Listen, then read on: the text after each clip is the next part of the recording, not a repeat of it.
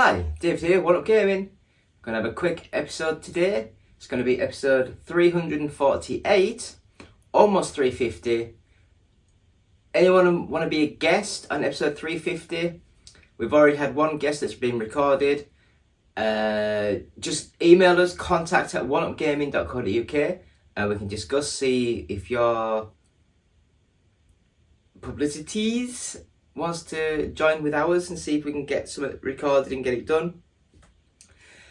I'm recording downstairs for once. I can't be bothered to go upstairs to do all the green screen, to do all the editing, to do all the stuff, so I thought I'd just put bits here and get cracked on and get it done.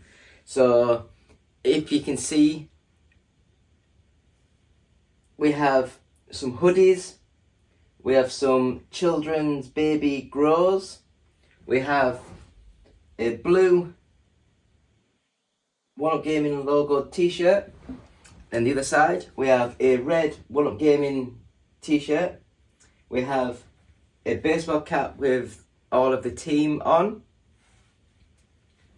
we have a cap, I'm losing my hands, that goes there, we have a cap, which I love this one.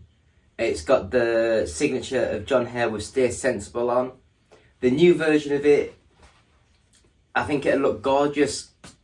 The cap itself all white with the silver signing, and it's also going to have on the back One Up Gaming, a little logo there in white. So it'll all be white, it'll look really smart and snazzy. But that's the one we've got at the minute.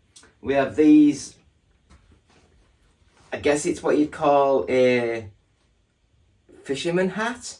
I think I used to see people wearing them when they were doing fishing, and it's got our little Power Up logo on. So that's that. I would also like to mention, if you want to get the first 100 podcasts, go to Audiobooks On Tape. Is it audio? I'm going to go back. Yep. Audiobooksontape.com. You can buy this. It is a cassette looking thing, and if anyone's young, you don't know what a cassette is, it's what you used to listen to music on. It's got like our little insert, it's got our old logos on, it's got some details on, it's got the 139 hours of the podcast, nearly 20 hours of our OUG interviews podcast, and a 25-minute interview with Sanspans Radio. So it looks like that. A little cassette tape, but it's actually, that flicks out. And it's just a USB stick that's in the shape of a cassette. Nothing really works, it's just a bit of fun, novelty fun. And if you buy one of these, £1 of each sale will go to the Diabetes UK charity, as you can see at the bottom there. So that's that.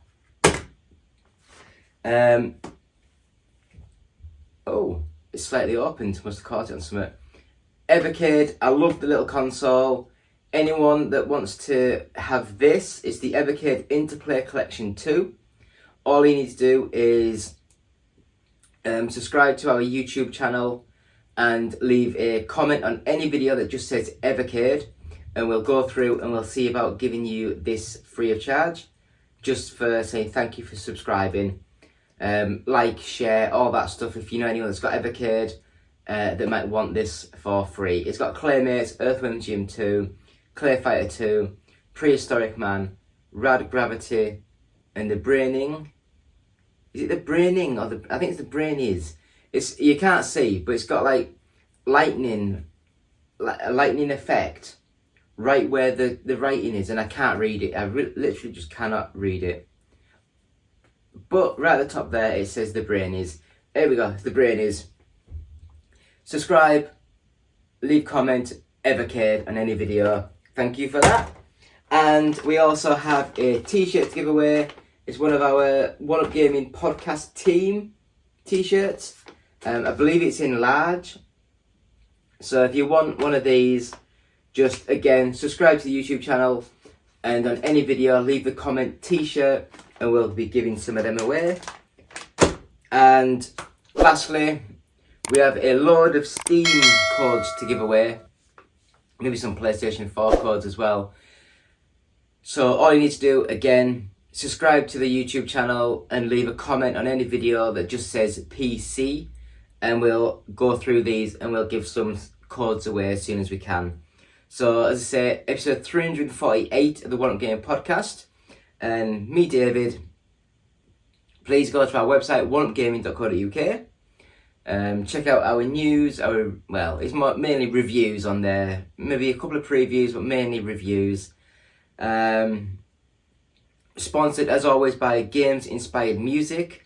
And this one it's a audio downloadable album that you can get from Amazon, from Apple, from Google, anything like that.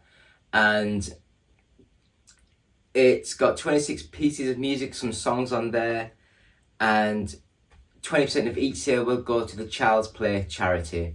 So please, Games Inspired Music, Google it, have a look around. So we'll have a quick intermission and we'll come back with the games we played this week. Hello Andy, this is Colin. I won't be able to get in tonight. I'm sweating like a pig.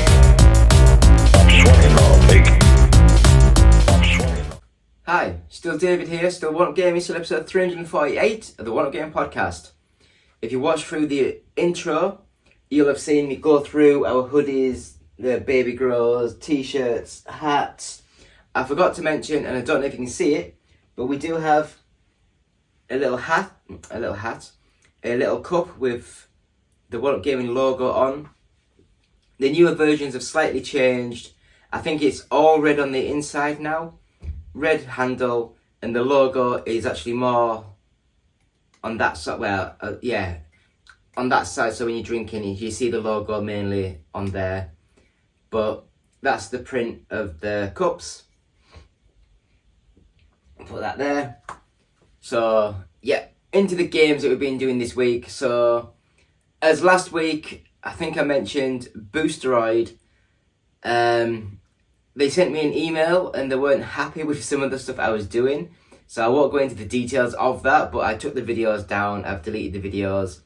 And with that, I've gone into how they wanted me to do the videos, and I've made 3 videos so far.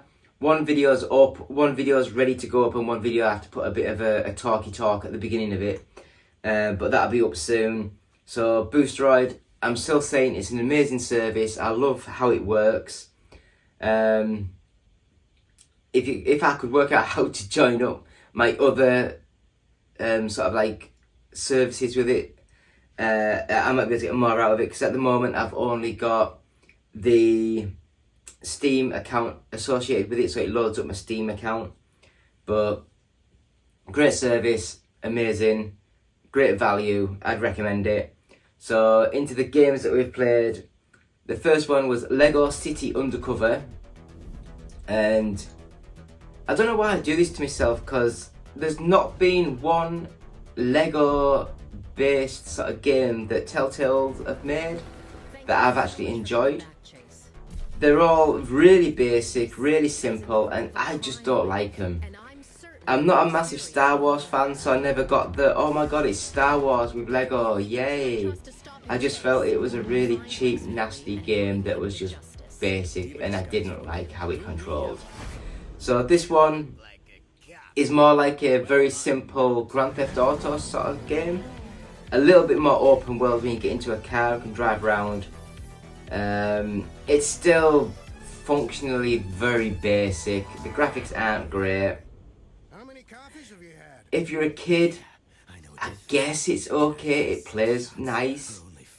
It's just not as good as some of the games that aren't so-called kiddie games, but probably better in the long run. Next game, Age of Empires 2, the Definitive Edition. Now, I had a quick go at this on the Xbox, I was going to say Xbox One, but the Xbox Series X. And I don't think this is designed to be played with a control pad, because I just did not know what I was doing, and it was crazy hard. This game was hard. So if anyone doesn't know, it's like the old style Command and Conquer top-down strategy sort of game. You can sort of like build up empires and everything. It's good. It's a good series. It's an amazing series. Sorry, I'm looking out the window. I'm downstairs, so I'm looking out. I don't normally have windows to look out of. That's a lie. Even when I'm upstairs, I've got the window. I've normally got it all closed now because I've got it all closed and the studio lights that light up. I don't have the window open anymore. Whereas I'm downstairs, so I've got the window open. Woe is me. Age of Empires, great little game. Just for me, I mean, I don't play on the PC, so it's just not been optimized for the actual control pad for Xbox. Next game, oof, it's a stinker. Absolute stinker. Gameloft, you've done Disney dirty. It is Disney's Speedstorm. And I guess this is, people would say it's a Mario Kart clone, but I would call it a Sega and Sonic All-Stars Racing's transformed clone, which in itself is a Nintendo Mario Kart 7 clone? Is it a 7 clone? So that was the first one where you could glide, I think. And they nicked the idea of being able to fly and go on water. And this Disney Speedstorm, you sort of like, you do go on water, you do sort of like drive around. It's, I mean, don't get me wrong, when you're playing the game, it's not bad. It's an average 6 out of 10 sort of game. It plays okay. It just falls apart when you have to do 3-4 tracks and then you unlock more things and then you have to unlock more characters and then you can either play the same levels over and over and over again, or you can pay real money and unlock them. And I don't like that, especially when this game isn't a free-to-play game. It's been built on a mobile kind of system, so everything about it is free-to-play, pay-to-win sort of games, but it's like 40 quid, $50, that kind of price. And I just think it's an absolute abomination of a game. I hated how it sort of like, how you actually complete the levels, now you sort of like buy your way through things, and it was just bad. Random unlocks, chest crates, everything that's bad with games is on here. And I do think that Disney, yes, they probably just sort of got told, oh, we've got a game engine that's quite good and we're going to make a Disney themed game. Would you like to sign the contract? Yes, thank you for the money. And then that's their job done. But it's a bad game. I'll just leave it at that. It's a bad game. Next up, Project Drift. Now, I got sent this code to review and I think I played the game. The laptop didn't record the audio because my laptop's weird. It's a MacBook. It's really weird when trying to get stuff done. If you forget to change a couple of settings, it doesn't do what you want it to do. But I recorded the video, played the game. It's appalling. Absolutely appalling. It's one of the worst games I've ever played. Ever. It is such a basic, simple, one-man made operation using Unity, and it just feels crap. And the graphics I kind of could get behind. It's like a cell shaded, yeah, because it's like the animation cell shaded. I'm thinking of shell suits. Oh, I miss my shell suits when I was a kid. But cell shaded graphics. It's quite minimalistic. Things in the background just pop around, so the background's not great, the animation's not great, sound effects are atrocious. It's got no real sound effects apart from when you hit things. It's got like the crash noise. You can put your own music into the game if you want, but It's bad. It's a bad, bloody bad game. How can we still release these abominations in this day and age? Anyway, next up, Vampire the Masquerade. Now, I downloaded this one because everyone was going about how amazing it was. And I don't know if it's just I was so late to the party, but I just didn't get into it. I thought it looked horrendous. I think it played bad. The button optimizations weren't great. I didn't like the fact that the character would talk to you and then all of a sudden you had no idea what was happening, and just like a golden bread trail crumbs appear in front of you to follow. And I just didn't have a clue what I was doing half the time.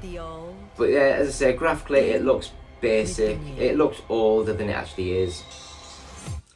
I know Vampire 2 is the Vampire the Masquerade 2, I think. I don't know if it's called that or not, but the second one's coming out this year, I think. And that one could be better. A bit more budget, a bit more ambition maybe. But this one I would leave. I would leave it and get to the next one. John Wick Hex. I had a quick go at that. And it's kind of like a XCOM sort of graphical overheady sort of view, but when you move, the enemies move, and you can sort of like go like left, right, stop, and they'll go 3 moves and stop, and it's like a puzzle game, and when you actually complete the levels and kill the people, you can either have far away shots or close in instant kills. You can get back to where it tells you your scores. You can press replay, and it actually has a bit more of a dramatic camera, and it doesn't have the stop. It just like runs through like fully and shoots and kills the bad guys as they're moving through the world. It's a great little thing. I thought it was quite cool. Very cheap, very cheerful, and it's a nice little game. Final game that we played this week is an old retro game, and it is Siphon Filter. Now this game, I keep looking over there because my TV's on, and do you know when you have nothing on, so Google plays all these different images and backgrounds, I keep looking over because like emus, ostriches have popped up on screen now. Selim Sinek has done the picture for Google, so thank you for that. Yeah, Siphon Filter.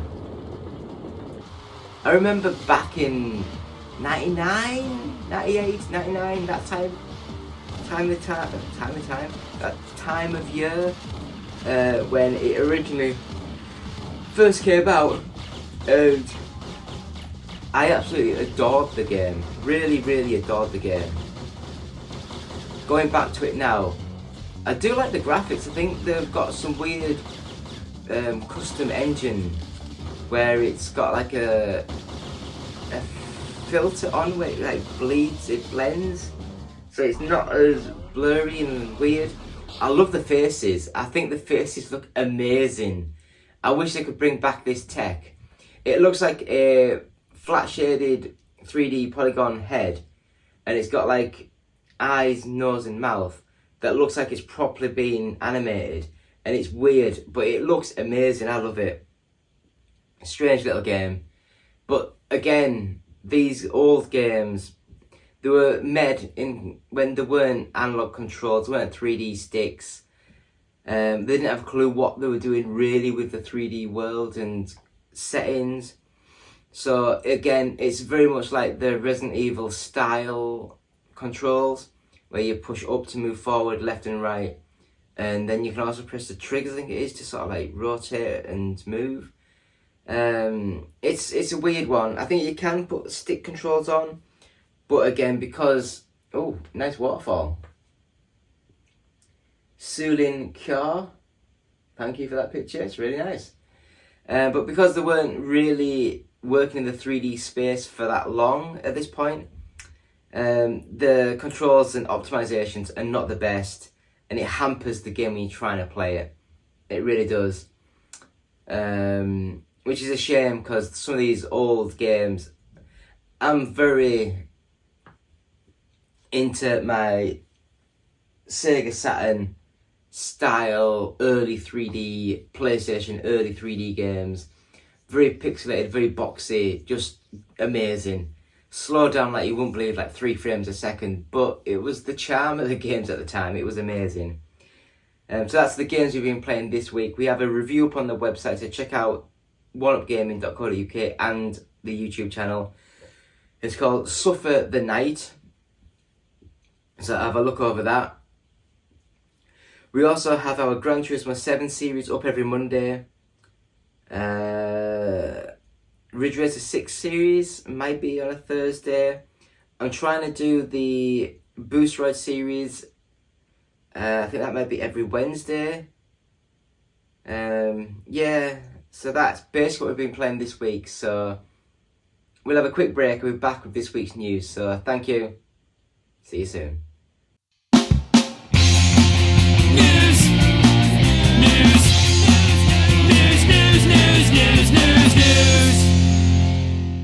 Hi, David here, One Up Gaming. This is the One Up Gaming podcast, episode 348. Almost time for the big 350. We've got a couple of bits of news this week, not much. I'm more interested in showing off all of our One Up Gaming branded stuff. Just go to the YouTube channel, on the bottom it'll say store, and you can click on them, and then you can buy stuff, and please enjoy. So we'll go straight into this week's news. So first bit of news that we have got, Dead Island 2 sells more than 1 million units in 3 days. Within the first 3 days of its release, Dead Island 2 sold over 1 million copies. I think that's all they've got really on here. I will just mention the fact that I stupidly didn't realise it was coming out as soon as it came out, and I emailed the press team. I'm like, oh please, could we get a copy to review, because we're desperate and we like the game.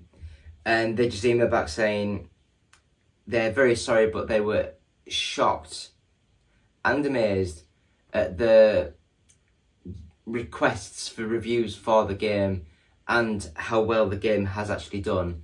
So Dan Buster Studios, you've done an amazing job there. Is it THQ Nordic that's released it? I don't know. Is it THQ Nordic? I don't know. But yeah, whoever it was, and done an amazing job. It's flying off the shelves. It's really good. So we'll do the next bit of news, and that is Competition and Markets Authority blocks Xbox's Activision Blizzard deal. So that, again, it's just more videos. I'm not really going to go into the details, but it was the UK CMA, I think it is. They have said that they think it's unfair practice and gone into some details. Microsoft has appealed to the decision, so I guess we'll see. But I do know that the appeals process is a lot faster than the normal process, so I guess few weeks' time, we'll see what they've actually sort of said. So we'll go to the next bit of news, and that is the Flash director addresses sequel possibilities. There is excitement about continuing the story. They've said it's unclear if Ezra Miller's version of Barry Allen will be a part of the new DC universe. Andy Muschietti, the director behind the upcoming DC movie The Flash, isn't sure if his movie will get a sequel or be part of the new DC universe, but he certainly isn't ruling out the possibility. The Flash, which is set to hit theatres on June 16th, will see Ezra Miller's Barry Allen travel back in time to save his parents. Things go awry though when the Flash tries to meddle with the past, causing chaos to break out. The film, which will also see Sasha Calle as Supergirl, I don't know who she is, and Michael Keaton return as Batman. The best Batman. Batman and Batman Returns, two best Batman movies. But will we ever be seeing a sequel to all of this? During a Q&A after the advanced press screening of The Flash, we didn't talk about it. I think we are waiting to see how this movie does. Of course, there is excitement about continuing the story, especially if this movie is successful. Of course, there is an architecture at DC that is brewing and being created. And the question is, will this new architecture absorb this story? The Flash will be Miller's first standalone movie as a character, but it very well could be the last. James Gunn and Peter Safran took over as CEOs of DC Studios in late 2022, and the duo unveiled a grand plan for the IP that includes a whole new slate of films and shows. Chapter 1 of this new universe, named Gods and Monsters, we recast and reintroduce some of our favourite DC characters. Therefore, the future of character-driven sequels to things like The Flash is up in the air at best. During his video detailing the roadmap for DC's upcoming slate, Gunn said that The Flash movie helped lead into his upcoming plans because it resets the DC universe, although there was no mention of The Flash 2 beyond that. The good thing about the multiverse is that it is possible.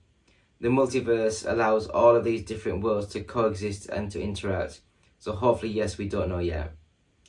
I've talked too much about The Flash. What do you guys think? Are you excited to see the Flash movie? I'm looking at the TV for inspiration. I kind of watched the first 20 minutes, half an hour of the Ant-Man and the Wasp Quantumania, and hopefully it gets better, because I turned it off because after half an hour I was bored. It just didn't have the snap and the zip of some of these other movies that they've done. So we'll go straight into the next bit of movie news. Gamora actress confirms she's done with Marvel, but teases more Guardians of the Galaxy. Zoe Saldana has confirmed that Guardians of the Galaxy 3 will be her final outing in the MCU as Gamora, though she hinted that it might not necessarily mark the end of the road for the Guardians. Of course it won't. They'll just rechange actors and actresses. That's what they do. They only sign into like 3 movie contracts normally. So if you don't get an update by then, you're normally kicked out. The actress hadn't expected to play Gamora beyond the first Guardians movie and feels now is the right time to step away from the role. In fact, she told The Hollywood Reporter that the upcoming third and final installment of James Gunn's trilogy would be a swan song in the MCU. I don't think this is the end of the Guardians. It's the end for me for Gamora. She's played Gamora in the Marvel movie since 2014, and she will next be seen reprising her role in Guardians 3.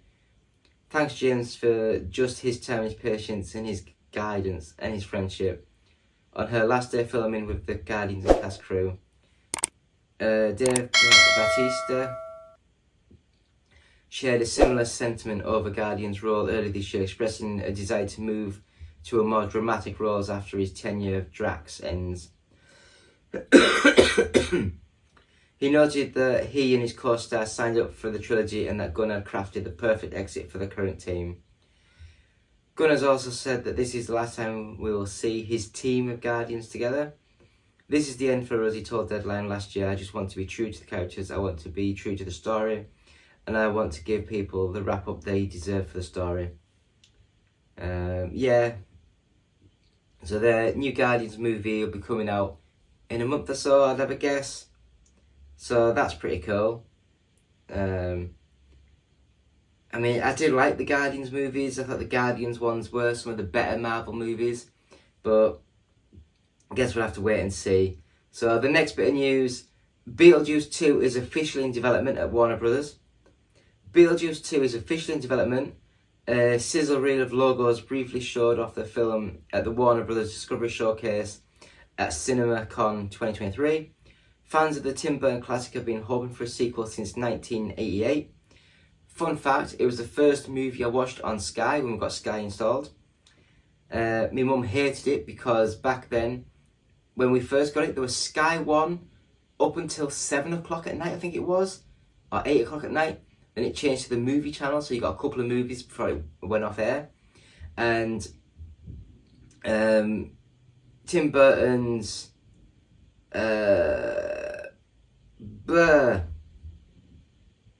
Beetlejuice, there we go. His Beetlejuice movie seemed to be on 4 or 5 times a week, and there was nothing else to watch, so we used to just sit and watch that movie over and over again. Most recently, rumours have been ramping up the past few years. Most recently, Wednesday's Jenna Ortega was said to be in negotiations to join the project as a daughter of Winona Ryder's Lydia from the original. According to the same report, the sequel is set to begin production in May or June 2023, with Burton and Michael Keaton both set to return. None of this confirmed, of course, though, though we now know at least the film is definitely happening. Keaton began teasing his involvement more than 10 years ago and admitted to talking with Burton about it a few years later, in 2014. The director said the sequel was closer than ever in 2017. Around the same time, a script reportedly underwent a rewrite. Given that just a logo showed up in a half-second sizzle reel, we don't know anything else about the film yet, though it certainly appears as though both Burton and Keaton are eager to return.